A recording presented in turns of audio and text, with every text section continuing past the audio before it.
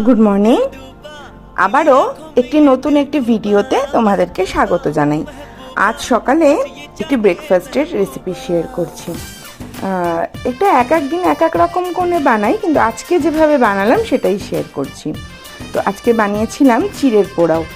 মোটা চিড়েগুলোকে ভালোভাবে ধুয়ে তার মধ্যে নুন, একটু চিনি আর একটু লেবুর রস দিয়ে মাখিয়ে রাখলাম। এইবার একটা কড়াইতে সাদা তেল গরম করে প্রথমে পেঁয়াজটাকে কিন্তু খুব বেশি ভাজবো না, হ্যাঁ, জাস্ট একটুখানি রঙটা মানে সোনালি সোনালি রং এলেই তার মধ্যে দিয়ে দেব আলুটা একটুখানি ভেজে তারপর দিয়ে দিচ্ছি ছোট ছোট করে কুচিয়ে রাখা গাজর আর একটু ক্যাপসিকাম, সাথে আমি একটু হলুদ গুঁড়ো দিলাম, একটু জিরের গুঁড়ো দিয়েছি একটু স্বাদের জন্য, আর পরিমাণ মতো নুন দিয়ে ভালোভাবে ঢেকে রাখবো যাতে ভালোভাবে ভাজা হয়ে যায়। জানো তো, আমি ব্যাঙ্গালোর না আসলে জানতেই পারতাম না চিড়ের অনেক ভ্যারাইটি হয়।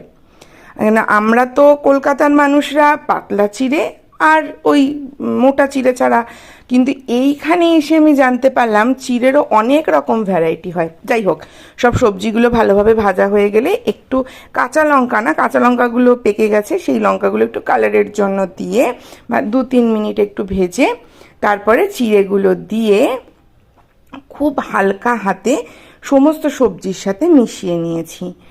আর নামানোর সময় গ্যাসটাকে বন্ধ করে আর একটু লেবুর রস দিয়েছি। তোমরা চাইলে এই লেবুর রসটা নাও দিতে পারো, তার বদলে একটু ঘি দিয়ে দেখতে পারো, খুব সুন্দর লাগে খেতে। আর ওপরে বাদাম ভাজা দিয়ে পরিবেশন করেছি। আমার ভিডিওগুলো কেমন লাগছে অতি অবশ্যই জানিও।